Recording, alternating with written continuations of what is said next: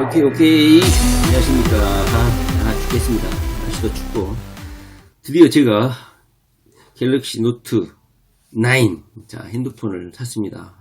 지난주에 박살나가지고 어쩔 수 없이 거금을 투자해서 살 수밖에 없는 이 운명. 괴롭습니다. 자, 이 갤럭시 노트 이게 9이 홍채 인식 기능이 있거든요. 그러면 한편으로 이런 생각이 들어요. 지금 삼성이 이 문재인 정권을 후려잡고 또 이재명 도지사를 제거하기 위해서 전방위로 지금 나서고 있잖아요. 그런데 우리는 삼성 갤럭시 노트라든가 삼성 핸드폰을 쓰고 있다는 거죠. 이게 참 아이러니 아닙니까? 한때 지금 현재 SK텔레콤 같은 경우는 뭐 나이 드신 분들, 연장자분들은 아시겠지만 비디오 테이프 만들던 회사였잖아요.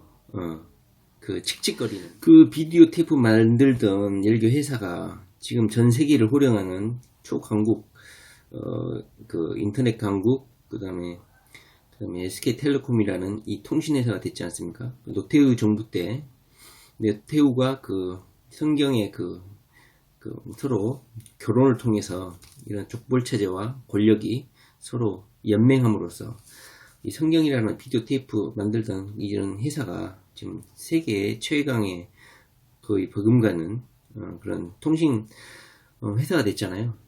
이래서 재벌하고 이런 권력과의 이런 연결고리가 많은 부패 비리를 낳지만 또 한편으로는 이 하나의 또 역사의 또 아이러니인 것 같기도 해요.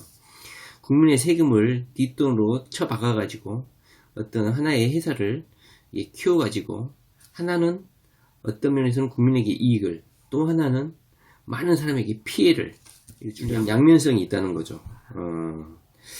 그런데 지금 시기가 지금은 이제 개발도상국 시대도 아니고 독재국가 시대도 아니고 현재 21세기 투명 경제를 지향하는 이런 시대가 되었기 때문에 지난 과거 독재 시대에 이런 개발 시대에 독재국가와 독재 정권과 이 기업과의 이런 커넥션을 통해서 기업을 경영하고 이런 시대는 지났다는 거죠.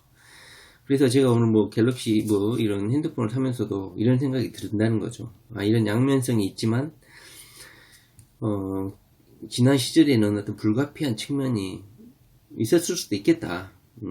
그리고 그런 것이 이런 우리나라의 뭐 인터넷 강국이라든가 또는 여러 가지 신속하게 급속하게 이런 경제 개발을 하는데 하나의 국가가 주도적으로 할 수밖에 없는 피치 못할 사정이 있을 수도 있겠다 이런 생각이 한편으로 들기는 하죠. 그러나 시대가 변했죠. 지금은 투명 경영, 인간 중심 경영, 사회 공익적 사회에 자신들이 벌어들인 그 부를 국민들의 피와 땀과 국민들의 자본금이 들어간 상황이기 때문에 이 국민들과 사회에 환원해야 된다는 이런 사회 가치 환원이 일반화되어 있는 지금 시대가 돼버렸죠. 그렇기 때문에 아직도 그런 독재 시대의 그런 마인드라든가 부패, 권력과의 유착, 그 다음에 돈으로 정치인들을 매수해서 자기들에게 유리하게 정책을 만들게끔 하면서 이런 비정상적인 통로로 기업을 운영하는 시대는 지났다는 거죠. 그래서 이재명 도지사는 용납을 하지 않겠다는 거예요. 이제 세상이 바뀌었기 때문에 더 이상은 국민들의 혈세라든가 국민들의 피와 땀을 흡혈귀처럼 빨아들여가지고 대기업 중심, 재벌 중심의 이윤 독점을 더 이상 허락하지 않겠다는 겁니다. 자, 지금 오늘은 그런 이야기를 하려고 하는 것은 아니고요. 자, 일단 우리가 지금 많은 분들이 지금 상황이 지금 급박하게 돌아가기 때문에 많은 분들이 제가 개인적으로 요청드렸던 것처럼 그렇지 않습니까? 우리가 유튜브를 한다고 해서 우리가 여기 정치에 시간을 낭비하고 이게 투자한다고 해서 또 알아주지도 않고 개인적으로는 시간 낭비고 또 시간 또 이렇게 시위라든가 이런 모임 분당 경찰서라든가 성남지청 경기 그 지청에 시위하러 가는 이런 시간 경비 이런 엄청난 낭비라면 낭비죠. 개인적인 희생을 감수해서 이렇게 하는 게 우리에게 무슨 도움이 되겠습니까? 개인 자체적으로는 유튜브라든가 이런 거 그 다음에 유튜브에서 많은 분들이 이재명을 지지하고 또 소송단 통해서 이렇게 하는 것도 어찌 보면 정치에 관심 가지는 것 자체가 개인적으로는 다 낭비인 거예요. 그러나 우리가 이렇게 하는 이유가 있는 것이죠.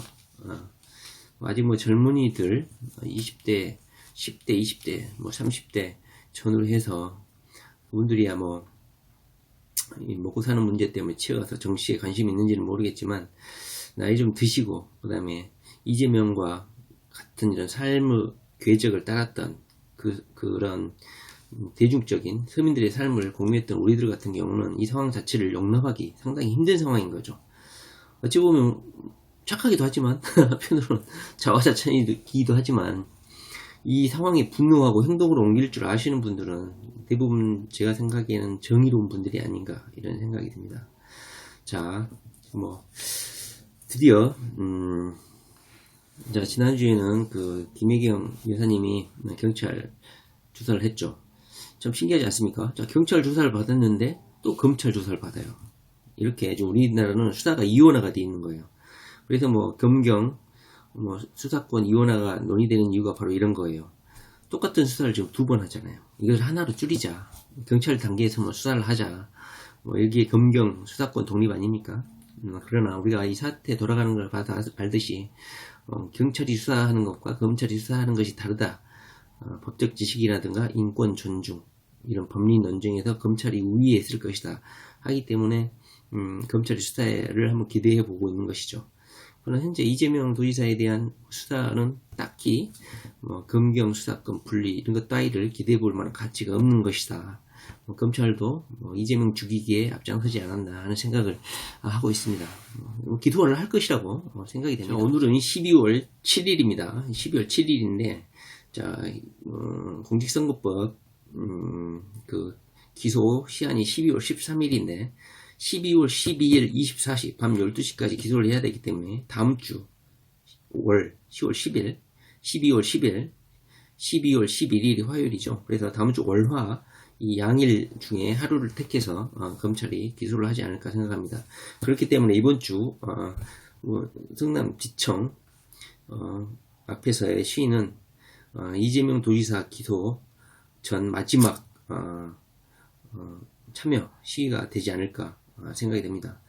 여력이 되시거나 시간이 되신 분들은 정말 쉽지 않거든요. 날씨도 춥고 또 지방에 사시는 분들은 정말 참여하기 쉽지 않습니다. 하루라는 긴 시간을 투자해서 올라가야 되기 때문에 정말 쉽지 않거든요.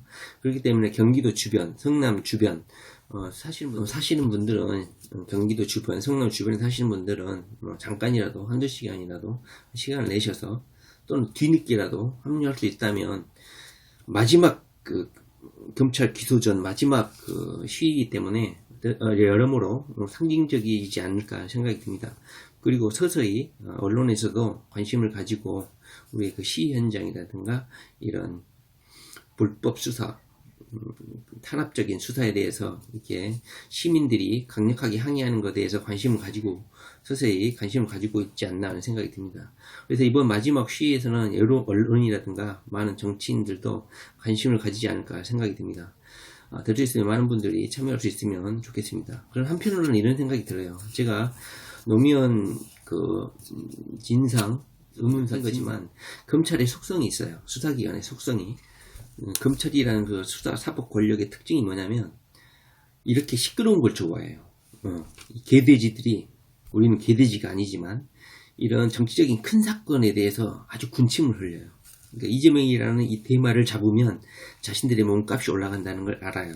그렇기 때문에 시민들이 이렇게 막 크게 시위하고 이러면 더 좋아해. 검찰들은. 왜? 자신들의 수사라든가 검찰의 능력을 더 드러낼 수 있는 좋은 기회거든. 특히 경찰이 이번에 엄청나게 아부성 수사를 했잖아요. 우리가 보기에 말도 안 되는 수사를 했잖아요. 이것은 검찰도 마찬가지예요. 검찰의 인사권을 담당하는 것이 청와대이기 때문에 이번에 청와대에 물론 우리는 그렇게 생각하고 싶지 않지만 문재인의 반대편 정적이라고도 할 수 있는 극문 문재인 지지자들, 극렬 지지자들, 똥파리들 문재인에 어찌 보면 정치적 경쟁자라고 할 수 있는 이재명을 보란듯이 이렇게 제거를 해주잖아요. 특히 성남지청 검사들, 경기도 남부지청 이런 검사들이 이재명을 제거해 주잖아요. 그러면 얘는 초고속 승진을 하게 돼. 권력에 아부할 수 있는 절호의 기회거든. 온 세상이 시끄럽잖아. 지금 전 국민들이 들쑥날쑥하고.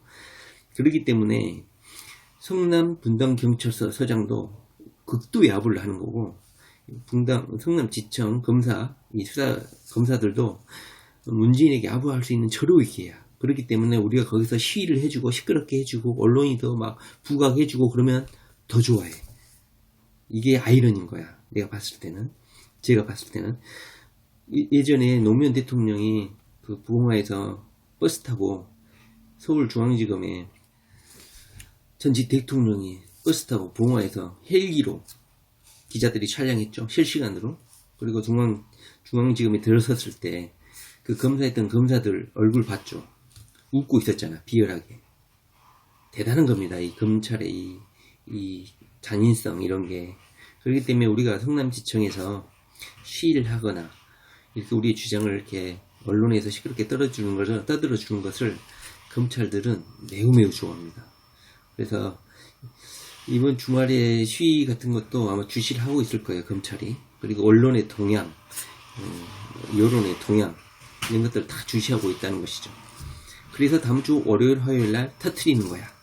기자회견에 문재인 대통령님, 저희 인사권자님 봐주세요. 제가 이렇게 잘 똥꿀을 빨아줬습니다. 이렇게 보여준다는 것이죠. 저는 그래서 참 걱정이 합니다. 자, 그래서 다음 주 초가 이제 월요일이나 화요일쯤에 기소를 할 것입니다. 저는 지난주에 우리가 프레임 전쟁으로 문재인하고, 문재인, 또 누구죠? 문재인, 문준용, 그 다음에 전해철, 그다음에 김경수, 드루킹, 그리고 정치 실세들, 얘들을 이 프레임 안으로 끌어들여 와야지만이 우리가 이길 수 있다. 이렇게 말씀드린 적이 있었습니다. 사법 판단으로 가가지고는 이 싸움은 질 수밖에 없는 게임이다.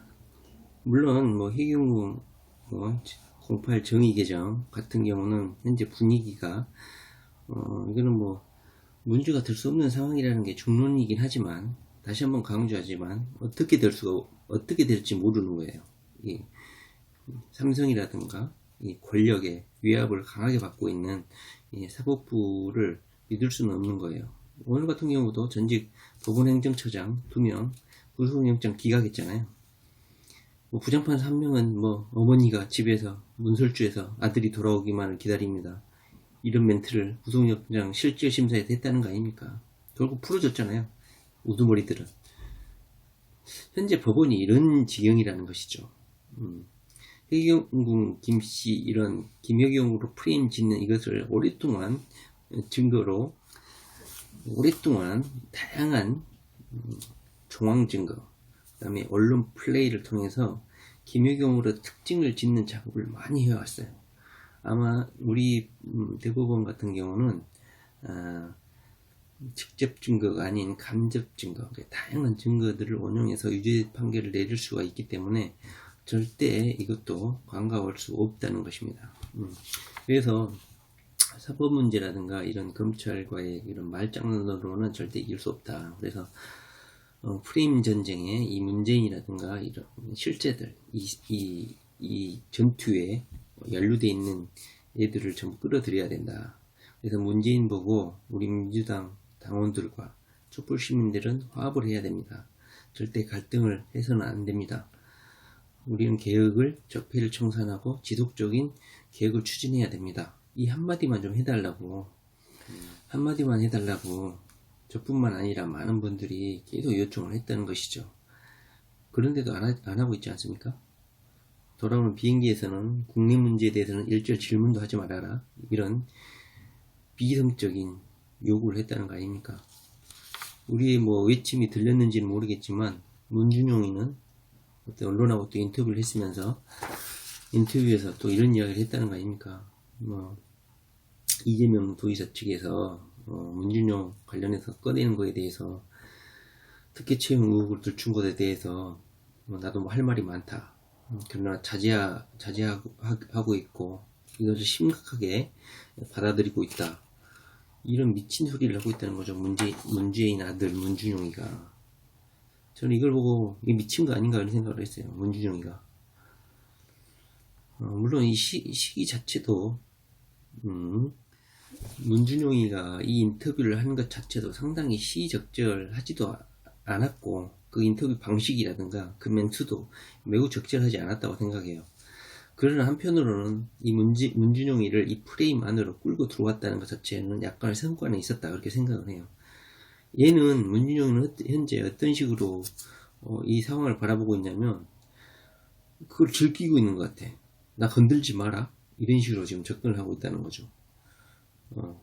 우리가 원했던 거는, 문준용이한테 원했던 거는, 제가 문재인 대통령의 아들로서 이 사건에 이렇게 거론되는 것이 너무나 마음이 아프고 정치적으로 바람직하지 않다고 생각합니다.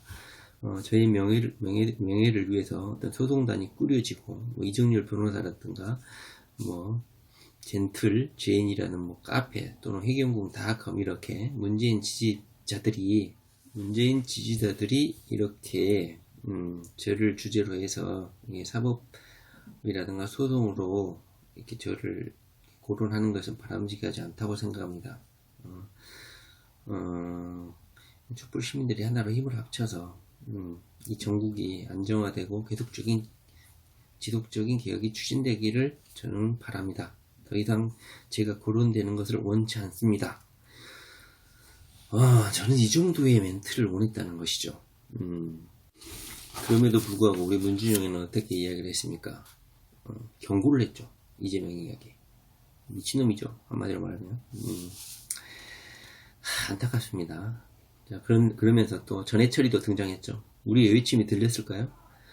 당내 갈등의 확대 또는 재생산되는 것은 적절치 않습니다. 이런 임금 폐하, 왕이나 할 수 있는 소리를 하고 자빠졌었죠. 저는 어떻게 들렸냐면 전해철 이 멘트가, 300 알바들아 고생했다, 댓글 작업하느라고, 프레임 작업하느라 고생했다, 그래서 니들은 뒤로 빠지고 이 멍청한 개돼지들이 이제 혼란스러울 것 같은데 내가 한마디 할게 하면서 이렇게 멘트를 하는 것 같다고 생각을 해요. 어차피 기소될 거니까 더 이상 뭐 이재명이 처단되고 제거되는 거 더 이상 혼란스러우면 안 됩니다, 이런 메시지를 던지고 있다는 느낌을 받을 정도였어요. 또 김경수, 오늘도 재판이 드루킹하고 법정에서 대질신문이 있었다는 거 아닙니까? 드루킹이 그랬다는 거예요. 이런 큰 일에 큰 작업을 하는데 어찌 뭐 정치인 허락 없이, 거물 정치인 허락 없이 이런 프로젝트를 감히 진행할 수 있겠냐, 이랬다는 거 아닙니까? 김경수 앞에서 법정 진술을 했다는 거 아닙니까? 자, 보십시오. 우리가 지금 프레임 전쟁을 해야 되는 이유가 바로 이런 것입니다. 문재인, 문준용, 전해철, 그리고 김경수, 극노빠들이 지금 벌이고 있는 전쟁 자체가 많은 대다수 국민들이 보기에도 정의롭지 않잖아요. 보기에도 이상하잖아요. 이재명을, 저는 그래요. 앞으로의 구호는 이재명에 대한 일 잘하는 뭐 이재명, 이런 것도 괜찮습니다. 그러나 이재명 죽이기 당장 중단하라, 이 멘트가 우리의 프레임을 구성하는데 아주 적절한 구호가 아닌가 싶어요. 이재명은 피해자다. 이 권력과 삼성이라는 또 한 명이 등장했잖아요. 완전히 손석기도 완전히 갈아 마신 것 같아요, 제가 보기에는. Come on,